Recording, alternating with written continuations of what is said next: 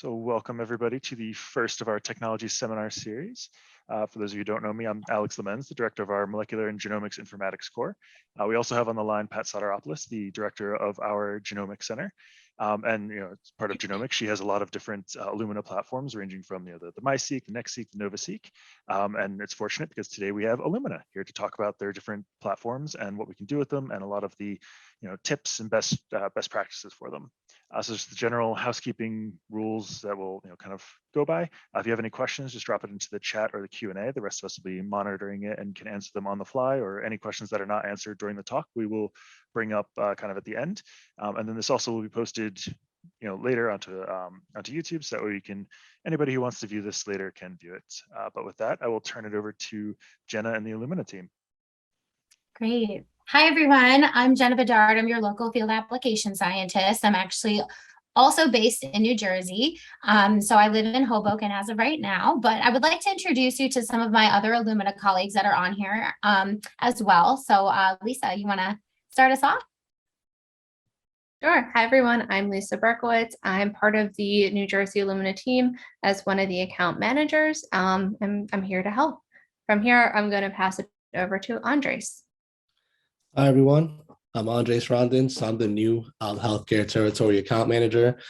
So like Lisa, I also manage some accounts, but I'll focus more on the healthcare systems, while Lisa does more like research institutions. So I'm fairly new. I've just been with Illumina for about 2 months now. So I'm excited to be part of the team and happy to be here for this webinar series. Hi, everybody. I'm Chelsea O'Brien. I just want to jump in. I probably met a lot of you already. I've been covering your account for quite a while, but in different roles. I am your sequencing specialist, so I'll help with project planning. When new kits come out, we can talk about those new technologies and things like that.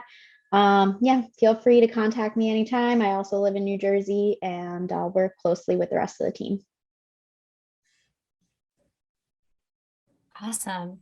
Thanks, everyone. So why don't we get started? So as Alex mentioned, today what we're going to do is talk about all the sequencing platforms that you guys currently have in-house, and we're going to talk about some tips, tricks, and best practices for each of those platforms. So just a small agenda that I created here. So what I wanted to talk about first was all of the different sequencing platforms and the entire sequencing portfolio that we have at Illumina. That's just one quick slide to kind of show you guys where your sequencers kind of fit into our production line of all the sequencers. Then what we're going to talk about is our sequencing by synthesis chemistry. So there are a couple different versions, and we're going to talk about the differences. And then we're going to talk about some tips and tricks for sequencing libraries on each of our platforms. So this is going to be mainly library based. We're going to talk about how to prep the libraries, the libraries, and some tips and tricks in that aspect as well. Then we're going to end with some best practices for maintaining each of the systems. For those of you that have worked with the sequencers before, you probably understand that there's some washing involved in maintaining over time for your sequencers. So we'll talk about best practices with that. And then we have one final slide on some future innovations that's coming from Illumina in the near future. All right. Here is our entire sequencing portfolio. So if we start at the top left corner, we have our Focus Power instruments, which is our smaller benchtop instruments. To you guys, the MiniSeq and the MySeq will look pretty familiar at this point. So there are a couple different kits available for each of our sequencers that range from a variety of different outputs that you might need and number of reads available. So with your MiniSeq and your MySeq, you have more focused power for sequencing small whole genomes, whether that be microbial or viral small whole genomes. You could even do some targeted resequencing or amplicon sequencing, which I know you guys are familiar with. And then you move forward up to the top right corner, which is our NextSeq 550. So as we get to the larger benchtop instruments, that just simply means your output and number of reads will also increase as well. So we have our NextSeq 550, which I believe is familiar to you guys as well. And then we have the big brother to the 550, which is one of our newest sequencers, is the NextSeq 1000 and 2000. It gives you incredible flexibility, large outputs, large number of reads. And then once you move to the bottom row, we have our production and population power instruments. So here, the biggest one we have is our NovaSeq, which I believe is also familiar to you guys. You can run 2 flow cells at once, giving you the opportunity to gather billions of reads for all of your sequencing runs. So there's quite a large range that you guys have in your lab currently, and a lot of different applications that can be, you know, specific to each of our different sequencers here. So large range that you guys have.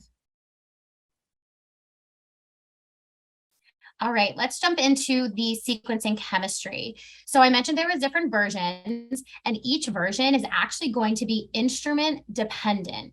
Each instrument will only use one version of the chemistry, and I'm going to describe to you guys which sequencer uses what version of chemistry at this point.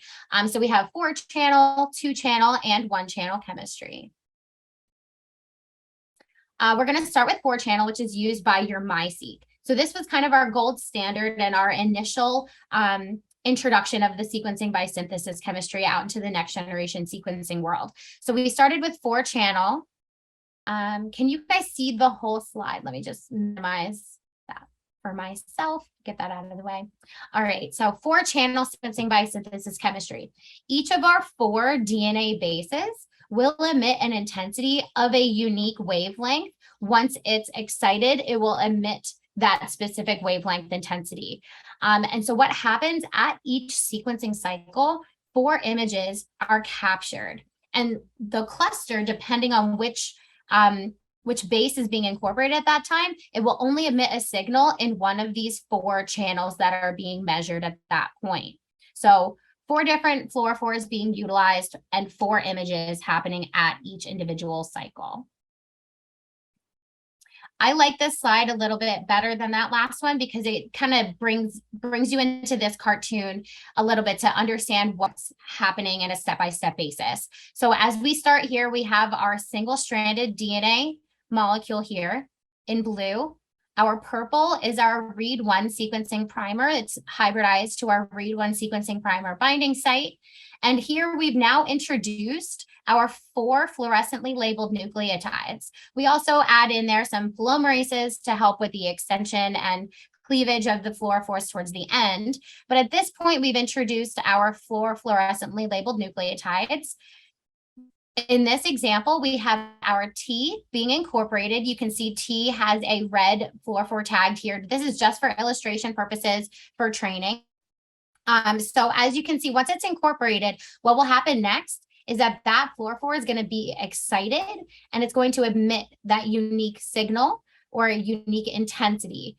This is when those 4 images will then be taken, and this fluorophore will only show up in that red channel where it's looking for that red unique intensity signal. Once it captures the 4 images, we then cleave that fluorophore and that 3' block so that we can continue sequencing down or through our DNA insert. And this entire process will be repeated based on the number of base pairs that you'd like to read through in your DNA insert. So when you're setting up your run parameters in the control software, if you want to read in 150 base pairs in one direction and 150 base pairs in the other direction, this whole process will be repeated 150 times in the forward direction and 150 times in the reverse direction as well. So as we've, generated new sequencing platforms, we've also tried to improve our sequencing by synthesis chemistry. And so what we've done is generate our 2-channel chemistry, which is available on the NextSeq 550, the MiniSeq, and the NovaSeq. And what we've done is actually simplified it a little bit for only utilizing 2 fluorophores and 2 images being taken at each individual cycle. So if you take a look at the right-hand side, we have our scatter plot of all of our data points here. If the cameras on each of these sequencers, the NextSeq 550, the MiniSeq, or the NovaSeq, if there's intensity in our red channel, if we see high intensity in the red channel, it's going to show up here across the y-axis. And then intensity in the green channel is going to be plotted across the x-axis here. So if we see high intensity in only the green channel, And another way to say that is, if clusters are only appearing in that green image, what we're going to see and what the system's going to determine is that a T is being incorporated because T is tagged with our green fluorophore. And if we see only intensity or high intensity in just the red image, no intensity in the green image, we're going to call that a C as being incorporated at that specific cycle. And if we see clusters appearing in both images being taken, so we have high intensity in the green image and high intensity in the red image as well, those bases that are being incorporated will be called as an A. If there is no signal present in either picture, what happens is those data points will hover around the origin of our scatter plot, and those will be called as a G. So another way I like to think about this is, T appearing in the green image. If you like green tea, you can think about drinking green tea. Then for C, you can think about the red C. A is for all, and G you can think of as gone. There's no signal there, it's gone. Just a couple little tips that I like to try to remember which bases are associated with which channels. So after the imaging, after those pictures are being taken, all the cluster intensities are plotted on this scatter plot. And this scatter plot is used in your real-time analysis, which actually happens behind the scenes. It's also our primary analysis that helps us to incorporate which bases are being called accordingly. Another closer look, similar to the cartoon that I showed for the 4-channel chemistry, we have again here our single-stranded DNA molecule with our purple read 1 sequencing primer bound and hybridized, ready to start the sequencing. We then add our 3 fluorescently labeled nucleotides and 1 non-fluorescently labeled nucleotide, which again is our G. And as we incorporate our base, so in this example, it's a T, which again is tagged with a green fluorophore. Once it's excited, it will then emit that unique signal in the green channel. 2 pictures will be taken, and then we'll cleave off that 3' block along with the fluorophore so that we can continue sequencing on through our DNA insert down our DNA molecule here. And again, this whole process will repeat depending on how many bases you'd like to read through your DNA insert. So for your instruments that you guys have, your mini-seq, your MiSeq, your NextSeq 550, and your NovaSeq, those are mainly going to fall into these 2 versions of chemistry here. Again, your MiSeq is the only one that uses the 4-channel chemistry. Then the mini-seq, the NextSeq 550, and your NovaSeq will use 2-channel. Now, I did mention there's another channel or another version of sequencing by synthesis chemistry, which is 1-channel chemistry. This is only utilized on our iSeq, which is our smallest benchtop system. And it's simply put, it uses 1 fluorophore, and it involves an additional intermediate chemistry step.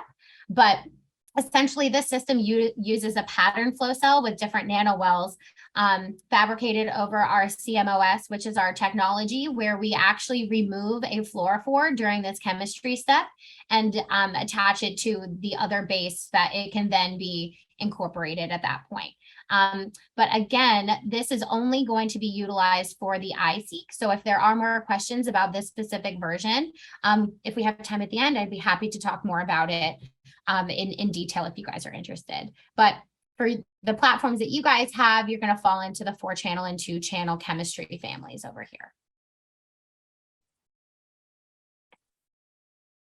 All right, let's dive into tips and tricks for sequencing libraries.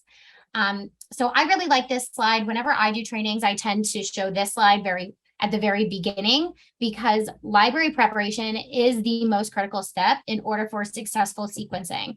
And what I mean by that is that you need to build your libraries to have the appropriate components, or as adapters, as we call them at Illumina, and you need to have each component within that adapter appropriately placed for the DNA to interact with the flow cell on the sequencer.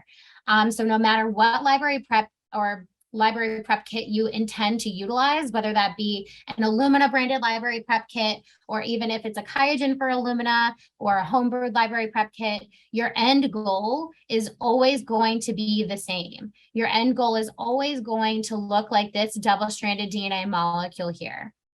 So we have a dual index library for this example. And what we want to have with our adapters are these 3 different components. So if we start from the outside in, highlighted in this yellow-green color, we have our P5 and P7 binding regions. These are complementary to oligos that are already bound to the flow cell surface. These are required for any library. If you do not have this portion on your libraries, your DNA will not hybridize to their complements on the flow cell, and then sequencing cannot occur if that initial hybridization does not happen. So this is a critical part for your libraries when you're building them. Moving towards the inside, we have our indices here. So we have one here and one here on the left-hand side as well. These are used for multiplexing. So mixing multiple samples together in one final pool. It kind of allows you to assign a first name and last name to each of your DNA samples that you're mixing together, so that at the end, you'll be able to identify how many reads were assigned to each of your individual DNA samples that you pooled together initially. So if this example here, let's say this index sequence, spelled out Jenna, and then this sequence spelled out Bedard, my last name, I'd be able to then use my sample sheet, demultiplex, and identify how many reads was assigned to this specific DNA sample here. Moving towards the inside again, in our light blue box, we have our read 1 and read 2 sequencing primer binding sites, and these are required to initiate the sequencing. So once these areas, once your sequencing primer binds to these regions, then we will go through that sequencing by synthesis process that we just talked about. Finding the appropriate library prep kit can be a little daunting if you've never done it before, especially if you're brand new to next generation sequencing. But what Illumina has for you is this library preparation kit selector tool, where you simply just, honestly, you can use this link. I'm going to send you guys the slide after this as well, so that you can kind of review on your own time. But also, it is being recorded as well, but you can use this link, or you can simply type it into Google, Illumina Library Prep Kit Selector, and it immediately pops up. All you have to do is answer a couple questions like this on the left-hand side. It's going to ask you your area of research, what kind of application you're going to do. Is there a specific method you have in mind? Are you working with a specific species? And are you limited, or do you not know which system that this specific library prep kit will work with? So it's a filtering process. And then once you go through this process here and answer all your questions, you'll get a list of different results here that work for you. So this example is not the best 98 different results. That's a little daunting. But once you add more filters, you can remove some of the kits that may not be best for your specific application, and you can narrow it down to a couple. And at that point, you can talk to Chelsea, your sequencing specialist, to find out what library preparation kit would work best for your application. You can speak with me as well as your application scientist. At Illumina, we really want to be that resource for you guys. So questions are always welcome, especially when starting new projects. Another question that comes up with library preparation is how much coverage you need. And again, this is going to be application dependent. We at Illumina have this resource called our sequencing coverage calculator, where again, you just answer a couple of questions here. On the left-hand side, it just asks you to select which kind of application, whether it be DNA, RNA, or DNA and RNA. This example is selecting DNA applications. Then you'll go through and answer another couple of questions here. So what kind of application are you doing? Is it whole genome sequencing, or are you doing a more targeted approach? It'll then ask you, how many duplicates you have and your genome or region size. And then you'll also be able to filter out through you'll be able to add total read length and filter out through all the sequencers that you have available that, will give you the different options there. At that point is when your coverage will then populate, giving you the ideal number of samples that you can incorporate in one pool when you're going to run your sequencers. So this is a really great tool. A lot of my customers love this tool. It really helps kind of simplify the process of determining how many reads you need per sample and for which instrument. All right.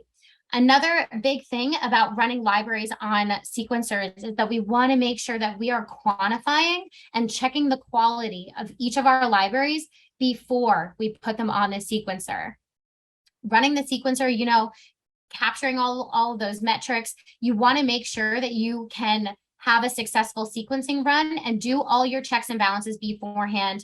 Before, you know, if you didn't do these checks and balances and you started the sequencer right away, then you'd have to wait for, you know, 20 plus hours, however long your sequencing run takes, just to determine that that run may have failed or not been as beautiful as you wanted it to be. So the checks and balances really come into play here with checking the quality and quantity of your libraries beforehand. So let's start with quantity. Checking the concentration of your libraries, really what we recommend is a fluorometric method. So either that qPCR using kappa kit, a qubit is perfect. Running a picogreen assay on a microplate reader is also perfect. Fluorometric methods are what we recommend for quantitating your libraries. And the reason for that, we do not recommend a UV spectrophotometer such as a nanodrop. The reason for that is because the nanodrop will measure total nucleic acids and it will measure anything and everything in your sample. If there's any kind of contamination, it gets measured and put into that concentration readout. So what the fluorometric methods, the way that they differ is that they use a specific dye that binds specifically to double-stranded DNA, giving you a more accurate quantitation.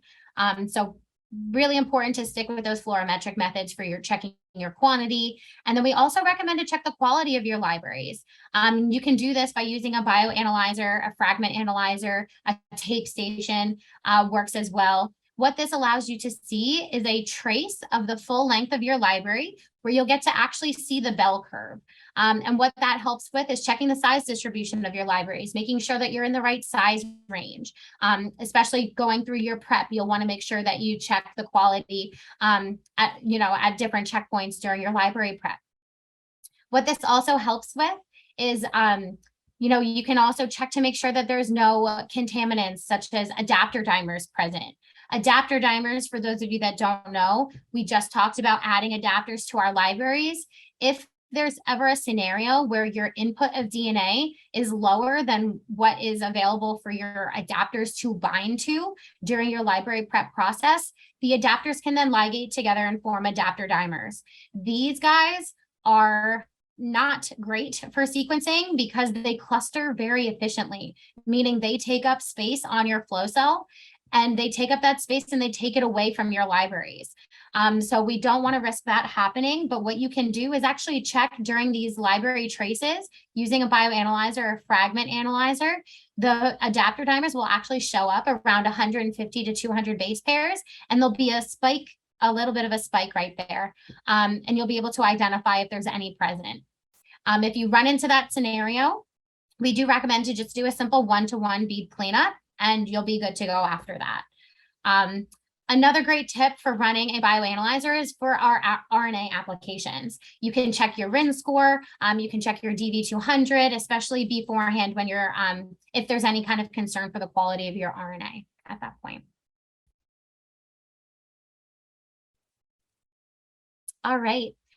Another tip about sequencing libraries, we definitely want to give some extra thought to our low diversity libraries. Low diversity libraries could be something such as amplicon libraries. So sequencing amplicons where you are targeting one specific region across multiple different samples, those are known as low diversity libraries, meaning that we'll be sequencing the same base at every single cycle across the entire flow cell.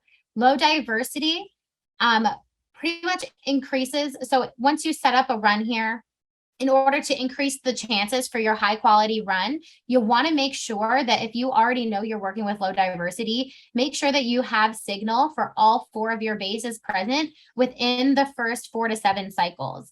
And this number is very specific because what happens on all of our sequencers, the mini-seq, the MiSeq, the NextSeq 550, the NovaSeq, there is a portion of the first couple of cycles involved in generating the template. And what that means is the sequencer will build a map to find where all of those clusters are sitting across the flow cell. So it needs signal in order to identify where all the different clusters are sitting on the flow cell. So it needs signal for at least the first 4 to 7 cycles in order to generate that template. Another recommendation is adding PhiX. And you can always start with a minimum of PhiX and kind of increase the percentage down the line if you think you might need a little bit more. Depending on your instrument as well, as you can see here on the left-hand side, the percentage of PhiX being spiked in does change. And I know that there are some quite large ranges here, but once you work in spiking in PhiX into your protocol, it does require some optimization to find out how much will be best for your specific library. So what we're doing by spiking in the PhiX is we're actually artificially increasing the diversity of across the flow cell. We need to introduce different libraries that will be adding different bases in order to help the system when it does that real-time analysis. During the real-time analysis, there's corrections and normalizations that happen where it needs signal from different bases in order for those corrections to occur appropriately. That's where low diversity sequencing gets a little bit complicated, but by adding in that PhiX, you can really help to increase the chances of a higher quality run at that point. One final tip for low diversity libraries is to reduce the loading concentration. By reducing that, you'll let the PhiX kind of take over a little bit more and help with balancing out that diversity across the flow cell. And that really tends to help with the quality of your sequencing runs here. We do have support bulletins on spiking in PhiX. That's where this image came from. We have other bulletins as well that gives you kind of tips and tricks, just like I just spoke about sequencing low diversity libraries on different platforms. But we also have this webinar that's it's already recorded. It's on our YouTube channel. So it will go through this slide in much more detail for considerations for low diversity libraries. All right, to summarize. So items to consider when preparing your libraries. What kind of extraction and isolation kit will you use? When deciding this aspect, you'll want to make sure that you have an optimal input for your library preparation. So that's one thing to think about. What kind of library preparation kit will you utilize? You can definitely use the Illumina's library prep kit selector tool to help you answer this question. How much coverage do you need? And that's again going to be specific to what kind of application you're running. How do you plan to quant your libraries? And are your libraries low diversity? These are all questions that you should consider when starting a new project, when thinking about your libraries for sequencing, for using the Illumina sequencers. All right, let's move on to some best practices for each of our sequencers here. All right, so this slide, there's a lot of information, so I'll try to simplify it a little bit. So what we're going to talk about during this slide are the reagents. So storage of those reagents, thawing of those reagents, and stability is a big question that I always get as well. So I've broken it down based on your specific sequencers that you have. If we start with storage, your mini-seq, pretty much across all of our sequencers, actually, the reagent cartridges need to be stored at -20 degrees. That's a given. The flow cell as well will be stored at 4 degrees for all of your sequencers. The mini-seq does not have a buffer bottle or cartridge, so you don't have to worry about that, but it does get sent with our hybridization buffer, which is also called HT1. That should also be frozen at -20. For the MiSeq, the flow cell and the buffer bottle, the incorporation buffer that comes with it, do get stored at 4 degrees. Before loading. So these guys will sit at 4 degrees, and then your hybridization and your reagent cartridge will be stored at -20. For your NextSeq 550, so again, reagent cartridge at -20, along with your hybridization buffer. Your buffer cartridge will be stored at room temperature while your flow cell is stored at 4 degrees. And for your NovaSeq, same kind of deal, reagent cartridge -20, your flow cell 4 degrees, buffer cartridge at room temperature, and it does not get sent with that hybridization buffer. All right, let's talk about thawing. So there's a couple different options and it's all going to be instrument dependent. So let's just start with our mini-seq. You have a bunch of different options here, 4 different options. A 37-degree water bath allows the mini-seq reagent cartridge to thaw in about 35 minutes. So pretty quick if you want to decide day of that you're starting a sequencing run. A room temperature water bath also works, takes about an hour, hour and a half, so between 60 and 90 minutes. Also very sufficient for starting the sequencer in the same day. You can also set it up at room temperature on the bench. A lot of people don't know this option, but it does take about 5 hours to complete that thawing. And then again, overnight at 4 degrees is also a safe option if you know you're going to be sequencing the next day. For the MiSeq, what we recommend is using a water bath. So room temperature water bath, it takes about 60 minutes. You'll want to make sure that you place that cartridge at 4 degrees until you're ready to use it on the system. The only other option for the MiSeq here is going to be overnight at 4 degrees. And same thing for the NextSeq 550. We recommend the room temperature water bath for about 60 minutes, put at 4 degrees until use. And then the other option is overnight at 4 degrees. And for the NovaSeq, what we have here is a couple different number of hours for thawing based on the cartridge itself. So for the NovaSeq, the SBS cartridges, if it's an SP cartridge, which is our smallest one, it should thaw in about 2 hours at a room temperature water bath. And then the S4 should take about 4 hours. And then 4 hours. So actually, these are for the cluster cartridges. I apologize for that. And then 4 hours for the SBS cartridges, no matter which flow cell or version of kit you're using. But you can also thaw overnight at 4 degrees. I tend to tell my customers the overnight option at 4 degrees is a very, very uniform version of thawing. Everything gets thawed, nice and slowly. It actually gives you the longest stability as well, which is what we're going to talk about next. So if you know a day ahead of time, or even just before you leave the lab for the day, pop it into the 4 degrees, come in the next morning, and you'll be able to start your sequencer right away. So let's talk about stability. With your mini-seq, the cartridges being thawed at 37 degrees, it's good for up to 2 hours. And then for your room temperature water bath, it's good for up to 24 hours. That same stability goes for your room temperature on your bench as well, so up to 24 hours. And overnight at 4 degrees, you'll see you get up to 72 hours. So if you've thawed your cartridge and you get pulled into a meeting, I think the better options for you guys will be maybe these last 3, because you don't want to risk not being able to use your reagent cartridge. 2 hours does go pretty quick, especially, for those of you, I also used to work in a lab, so I know how you can get easily distracted. But again, the stability is something you want to think about because we do not recommend to refreeze our cartridges for the mini-seq. All right, let's talk about the MiSeq. So for the room temperature water bath, you do want to use this within the same day. So I typically tell customers within 12 hours. Hopefully you're not in the lab for 12 hours, but just use this before you leave for the day if you cannot get it up on the system right away. Overnight thawing, the MiSeq cartridges are good for up to 1 week. A lot of people don't know that. And this is going to be up to 1 week stored at 4 degrees. Okay. And same thing for the NextSeq 550. You want to use the cartridge within the same day if you use the room temperature water bath. And then the stability for overnight thawing at 4 degrees is up to 1 week, still stored at 4 degrees.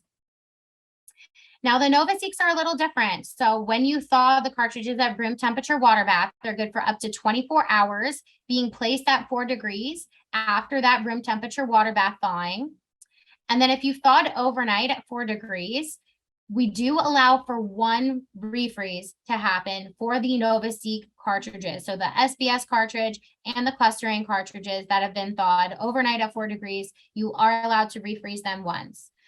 This is confirmed by tech support because I want to make sure I tell all of my customers the right information. We do allow for 1 refreeze for the NovaSeq cartridges, but that is the only cartridge that we do allow that for. We do not recommend it for the other sequencers. All right, run setup and options. So for your mini-seq, your MiSeq, and your NextSeq 550, what they have on board is a system called Local Run Manager. It's another software used in conjunction with your control software. Local Run Manager allows you to create runs, and it will automatically create a sample sheet for you. It also allows you to monitor your runs as well as perform some secondary analysis. The biggest one that I see with my customers are people using Local Run Manager for BCL to FASTQ conversion. A lot of my customers, their downstream analysis utilizes our FASTQ files, so the Local Run Manager can do that for you automatically on your mini-seq, your MiSeq, and your NextSeq 550. There are other options though. You can set it up manually with the sample sheet. A lot of times what I recommend is once you create your sample sheet for one library, if you're going to continue to sequence that same library across the same parameters, I always recommend to keep a template. So that way, when you're running that same type of library again with the same parameters, all you have to do is just copy over your sample IDs and the indices that are corresponding with each sample as well. So keep a template. Especially if you're using Local Run Manager, it does give you the option to import a sample sheet as well. This will make your life easier so you don't have to create a sample sheet every time. You can also manually start a run without a sample sheet. So one example that I was in during a customer training, we could not find the sequences for each of the indices. They were from a custom company, but we already saw the cartridge and we wanted to get a run started that same day. What we did was we set it up manually. We did not need a sample sheet. Our end output were our BCL files, but with most of our instruments, you can always re-queue the analysis in Local Run Manager to do that BCL to FASTQ conversion at a later date. So that was one example that we did without a sample sheet. And with each of these 3 instruments, you will always have the option to monitor the run and even store the run up in base space if you are connected to the internet. That's a big thing that I know a lot of my customers like, is that you can store up to 1 terabyte worth of runs up in base space, but it also gives you the options to use all of our different analysis modules that are up in base space. There's a bunch, so I won't bring them up right now, but if you guys are interested in the analysis options that BaseSpace has to offer, I can definitely get you guys more information on that. Now with your NovaSeq, you can set up a run manually without a sample sheet. A lot of times, what my customers do when they aren't using sample sheets, and especially with the NovaSeq, is that they have their own version of BCL to FASTQ conversion. They want to do that conversion themselves. They want to do their own kind of multiplexing or demultiplexing, I should say. And they need those BCL files to go into their custom pipeline to do the conversion themselves. So for companies that have large bioinformatics departments that have the ability to do these kinds of things on their own, all they really simply need to do is set up the run manually without a sample sheet and they're good to go. But if you do need a sample sheet, again, I always recommend keeping a template from previous runs to make life a little bit easier when adding in new samples. And on the NovaSeq, you can create sample sheets using Illumina Experiment Manager, or IEM. And the reason why I did underline this is because that's what it needs to be named at for the NovaSeq to recognize that it's a sample sheet, and it does need to be a CSV file. So just a couple things to remember for setting up runs on your NovaSeq. All right, another slide with a lot of information, so I'm going to move slowly here. This is post-run maintenance, and we're going to go through it instrument by instrument, just like we did on the other slide. So let's start with our mini-seq. There is an automatic post-run wash after the sequencing happens. It happens automatically. No user interaction, takes about 60 minutes. What you do with your cartridge whenever you do remove it from the system, what you want to do is make sure that you remove the formamide reservoir and dispose of that appropriately. For your mini-seq, it is located in position 9, so it does come off pretty quickly, but just make sure that this is the only reagent in our reagent cartridges that you do have to use the proper PPE. It is a reproductive toxin. You want to make sure that you talk to your EHS department about how you can appropriately dispose of this, and just let them know that we actually do at the bottom here. I have a link to the tech bulletin that gives you the concentration at the end of every sequencing run, the concentration of formamide that's left over. Your EHS department will ask for this, so I did put the link here so that you guys can access it later. Next, so other maintenance options for the mini-seq is there is a manual quick wash that has to occur every 7 days that instrument is not in use or after an instrument's shut down. And what you'll need to do is create a 0.05% tween 20 wash solution. So you'll just dilute down your tween 20 using DI water. Pretty straightforward. All of the instructions for washing are in your sequencing system guides as well. And then next you have the option to do a manual post-run wash. So this only has to happen whenever the automatic post-run wash was not performed. If your sequencing run failed or crashed, or you got an error in the middle of it where it aborted the sequencing run, that means the automatic post-run wash likely did not finish. So you do have to run this whenever it does not happen. This one takes about 90 minutes, so a little bit longer to fully clean out the lines and the fluidics. But again, you will be using that same 0.05% tween 20 wash solution. But in this aspect here, you will be also using 0.12% sodium hypochlorite as well. All right. And again, after any sequencing run on any of these platforms, after the post-run wash, we recommend to keep the used flow cell and all cartridges loaded until your next run. We don't want to open and close those drawers too often to introduce air into the system. We want to make sure it stays closed until we absolutely need to replace the cartridges to start the next run. All right, the MySeq. So there is a manual post-run wash that takes about 24 minutes. So there is some user interaction here. What you need to do is dilute tween 20 down to 0.5%. So just to make a note, that is different from your mini-seq. It's a little bit more concentrated. And there will be an option for you guys to select a little checkbox if you wanted to run the template line wash, which will need 0.01% sodium hypochlorite. This is completely optional. It was put on the MySeq for specific applications that really need to clean out the fluidics to reduce any potential carryover from sequencing run to sequencing run. We have specific applications where we recommend the template line, such as our VeriSeq applications, but for other kind of libraries and other applications, it's completely optional. There is a maintenance wash that you will need to conduct every 30 days. This takes about 90 minutes. And then again, you'll be using that 0.5% tween 20 wash solution.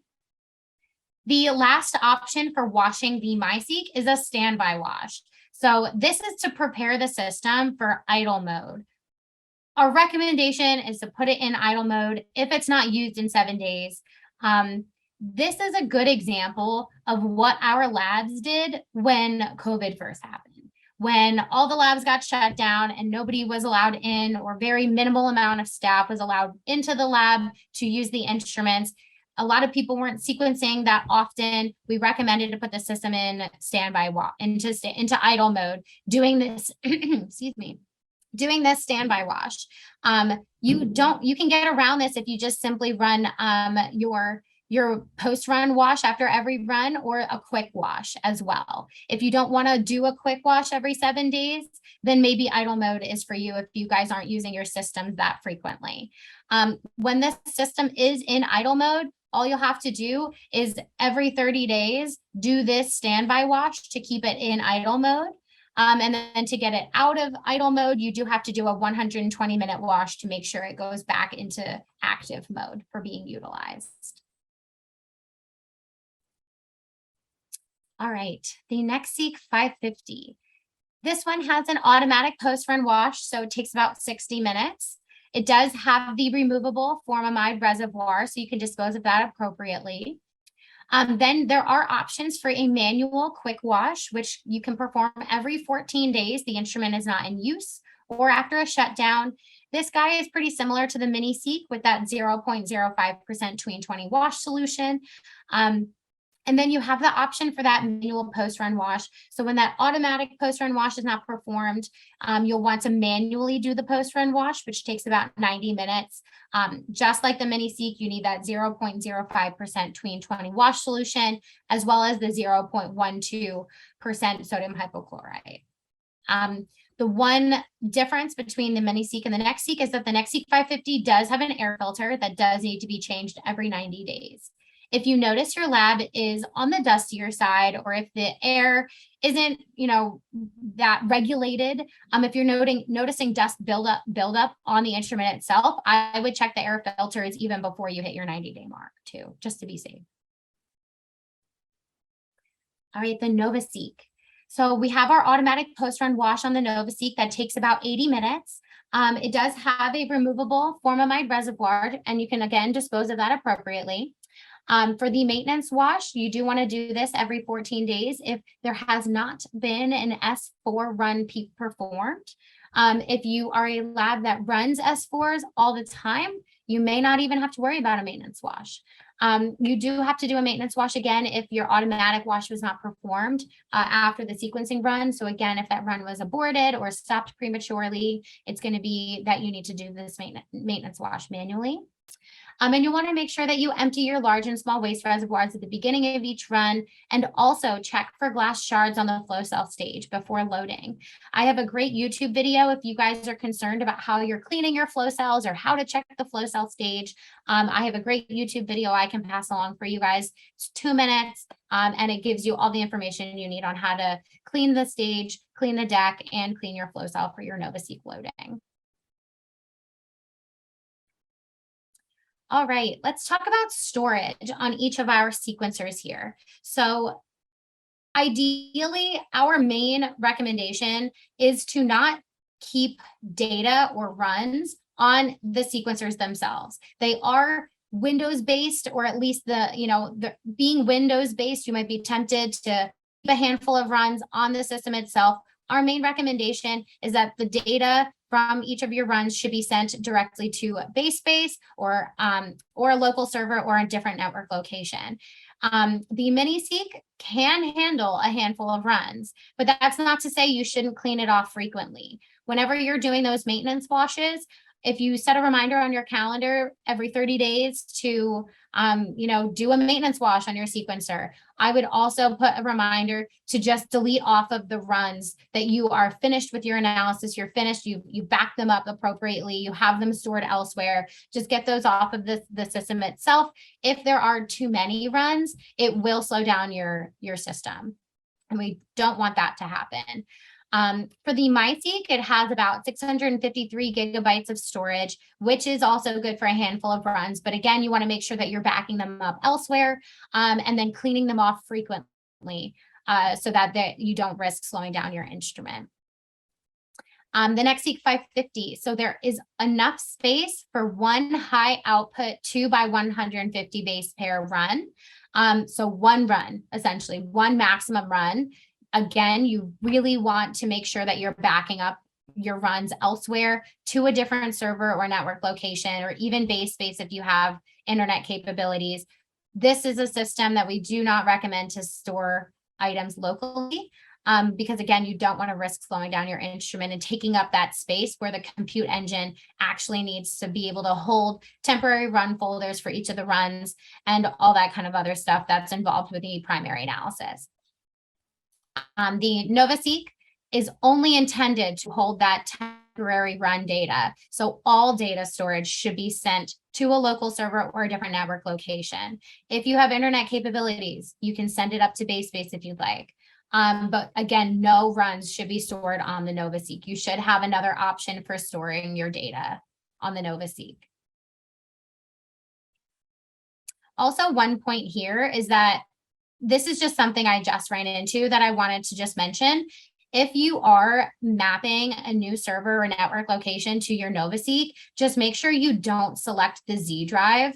The Z drive is actually the compute engine for the NovaSeq itself, and that's where all of your temporary run data is going to be stored. So just whenever you're mapping it, make sure that you select a different drive to select. So not the Z drive. That's just something that came up last week. All right. Frequent power cycles for Illumina sequencers. So overall, we do recommend to keep the system on between sequencing runs, but we do recommend frequent power cycles. It could be once a month, it could be once every 2 weeks, it could be once a week. I have customers that do all of the above. So it really is whatever's best for your schedule, but you do not need to turn it off in between sequencing runs. If you're going to run today and tomorrow, you don't have to do a power cycle in between. But what you want to do when you're conducting your power cycle is make sure all waste is removed from the system and all waste bottles are returned to their position on the sequencer. And from the control software, you want to select the menu and then select shutdown. You might be tempted because it's Windows based to go to, the control panel, like that bottom right corner, and select shutdown from the power button. We don't recommend doing that. It will shut down through the control software, and it's a more uniform way to shut down all the components of your sequencer appropriately. So shut down through the control software menu, wait for the touchscreen to go dark, and then toggle off the instrument in the back. So toggling off that power switch. Wait 60 seconds and then turn that toggle switch back on. The MiniSeq, the NextSeq 550, and the NovaSeq all have additional power buttons that will illuminate blue, prompting you to push that button after a couple seconds after you've toggled off that the instrument in the back there. All right, let's summarize. So we talked about storing your reagents. One thing I always recommend to my customers is, especially if you're bulk ordering kits, you want to make sure you have enough space in your freezers and refrigerators for all storage of the different kits and the different components that come in those kits. And then also you have to think about, do you have the means to thawing each appropriately? If you don't have a good idea of how frequently you'll be sequencing, you might want to look into having a water bath or a controlled water bath for those that, for that MiniSeq that you can do a controlled water bath at 37 degrees. You want to make sure that you have that equipment if you need to set up a run pretty quickly. Run setup. Will you be using a sample sheet? What kind of secondary analysis do you need to accomplish? Those are two things to think about when you're setting up your run. And then how will you store your data? Will you will you have to contact your IT department to map a new server or network location to your instrument? Are you connected to the internet? All things that you might want to run past your IT department. And then again, for your instruments that can hold a handful of runs, just ensure that you're cleaning them out frequently. Again, that Z drive is for the compute engine. So you want to make sure if you are mapping to a new network location or a new server, make sure you select a different drive. And ensure that your system is washed after every sequencing run. You want to avoid potential carryover as much as possible. I always say you can't wash your system too much. So if you can't remember the last time you washed, the system does keep track of when it has been washed, but again, you can't wash the system too much. And then complete a power cycle frequently. All right, in these last couple minutes here, just want to talk about a couple of Illumina's future innovations that are happening in the near future here. So our CEO actually had gave a talk at the JP Morgan convention, and this was the JP Morgan Healthcare Convention. So our CEO, Francis de Souza, outlined some of our new technology launches. The first one being Chemistry X. So this is a new version of our sequencing by synthesis chemistry that we just learned about at the beginning of this talk. It comprises new dyes, linkers, blocks, polymerases that will deliver 2 times faster cycle times, hopefully decreasing the time that it takes for the sequencing to run, as well as 2 times longer reads and 3 times greater accuracy. So we have that to look forward to, as well as a new bioinformatics technology called DRAGEN graph. So this can now support DNA, RNA methylation, and is, has a ton of, it's a new approach basically to machine learning, enabling the fastest, lowest cost, and most accurate analysis platform. And then our last innovation that is coming up in the near future is Infinity. So this is a new technology for high accurate long read workflows, pretty much delivering contiguous data up to 10 kb in length with 90% less DNA input. So our long read sequencing. Infinity can be fully automated and is seamlessly compatible with our sequencing by synthesis, so enabling it to be rapidly applied to our existing Illumina install base. So new things to look forward to in the near future. And it's very exciting. We're all very excited here at Illumina for all of these improvements and innovations coming out. So that pretty much concludes our best practices talk. If there are any questions, feel free to speak up or type in the chat. I'm happy to answer any questions that you guys may have. Thank you, Jenna. That was great. We'll wait and see if Thank we have you. any questions, but I know I've Yeah. got one just real quick for the Infinity Sure. and the Chemistry X coming out. I know there's a lot of people excited for it because there's been a lot of new technologies getting dropped recently. Mhm. You know, I mean, Ultima just dropped they came out of stealth mode today or yesterday or whenever it was. So do we have any timeframes on when we'll be hearing more about Chemistry X and Infinity? That's a great question. So as far as we've been told, we might get more information in the second half of 2022. So that's kind of the time frame we're working on as well. Okay, I was hoping for something coming out of AGBT or something like that. Yeah. Just about to wait. There might be, we just don't know. Don't know. So Yeah. I know some of the announcements that'll happen at AGBT, but that's usually kept pretty quiet to like the small team that goes. So that's next week, and then we can always talk again end of next week if you want, or the following week. Okay, cool. Thanks. There was a webinar also on the long read technology that our Mhm. lead scientist did give. So at least he was able to share a peek at some of the data, the preliminary data that's coming out with that. But I can send the link in the chat for anybody that didn't see it.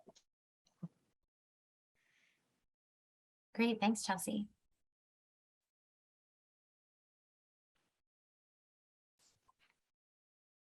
Any other questions from anybody listening in? You can type them in the chat, Q&A.